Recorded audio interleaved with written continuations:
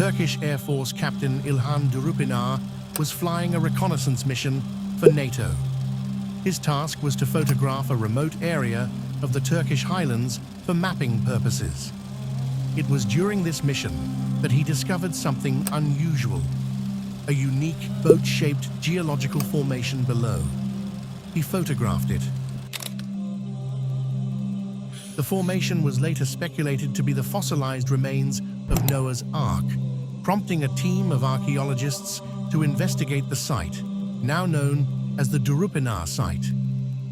At first, the site was dismissed as a mere geological anomaly and remained largely ignored for years. However, in 2019, things took a dramatic turn. I want to point out one other thing on this angle here.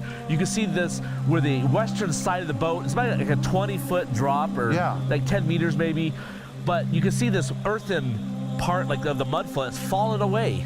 So in 1978 and 79, there was an earthquake and it basically popped the boat out. All the sides fell away and revealed the boat, more than what you saw in the 59 photos. Ground-penetrating radar scan revealed linear and angular subsurface structures that suggest the presence of a man-made construction beneath the earth. In fact, you can look at these sides of the boat.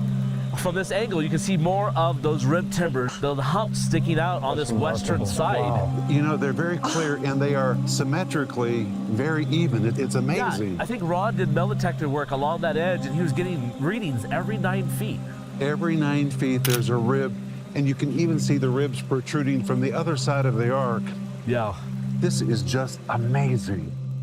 If further excavations confirm the presence of wooden remnants or other artifacts, it could provide compelling physical evidence for one of the oldest and most debated flood narratives in human history. For centuries, the story of Noah and the Great Flood has been told in two of the world's most influential scriptures, the Bible and the Quran. But how do these accounts compare? According to the Bible, the Ark's final resting place was on the mountains of Ararat. The Quran, however, states that the Ark came to rest on Al-Judi, without mentioning the word mountain. From here you can see the stern of the ship, you can see the bow of the ship, you can see the perimeter of the ship, and if you look behind, right now it's covered with clouds. Look below. You're looking into the valley below, and just in the distance is lower, lesser Ararat and greater Ararat, and we're on Mount Judi. Yeah. The Quran is mentioning a specific name of the mountain where the Ark of Noah came to rest. And it's very interesting that recent archaeological research around the area of Mount Judi, in fact, there is a Mount Judi in present-day Turkey. And on this Mount Judi, there is a boat-shaped object with exactly the same dimensions as the Ark of Noah. Now, the Bible claims that the Ark came to rest on Mount Ararat, which is in fact 20 miles away from Mount Judi. And there's a few problems with the biblical description. The first problem is that the mountains of Ararat, or the Mount Ararat itself, is a relatively recent geological formation. If we look at the time scale when the Ark of Noah was supposed to be around, the Mount Ararat did not actually exist at that time. It is very recent geological formation. In both scriptures, God commands Noah to build an ark, but the details differ. In Genesis, God gives precise measurements: 300 cubits long, 50 cubits wide, 30 cubits high. In the Quran, no specific measurements of the Grand Ark are given, but rather a minor detail of how the boat was assembled using planks and nails. According to skeptics, this would be impossible as nails were not yet invented in the time of Noah. And What is this, Andrew? It's just showing that using the biblical measurements, this site matches exactly what the Bible says. How long is this formation? It's 515 feet long. And that is? 300 Egyptian cubits. 300 Egyptian cubits, which is exactly what we're reading. That's exactly it. In Genesis chapter 6. And what is this? Well, so one of Ron Wyatt's tours in the early 90s, his tour was lucky. They actually found this along the top upper end of the boat near the pointed end. And what is it? And they had it analyzed, and it showed it to be an alloys of a fossilized rivet. And so if you look at ships, I know this is way much later, but like the Viking burial ships in England, the famous one being the Sut and Hu, that ship had lots of rivets. All the wood decayed away, and when they excavated it out, all they had left were the rivets marking. And we're finding rivets here on Noah's Ark that are alloys of metals that you don't expect to see on ancient ships. Wow. And of course, skeptics say that such things didn't exist at the time of Noah's Ark. We have it. But hey, God gave him technology to build this whole ship. Muslims believe that previous scriptures contain some truth, though they have been mixed with human errors. As such, Muslims are instructed to use the Quran as a standard to distinguish between divine knowledge and human desires. We invite you to put on an Islamic lens to better understand the Muslim perspective on this matter.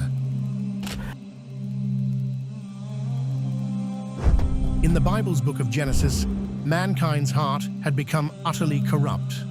God regretted creating humanity and decided to destroy them. According to Genesis, God loses faith in humanity. Humankind become evil and sinful. And God sees all this and is very, very displeased by it. And he essentially decides to sort of hit the reset button. He's going to wipe out all living things that he has created and start afresh. But in the Quran, Noah's story takes a different turn.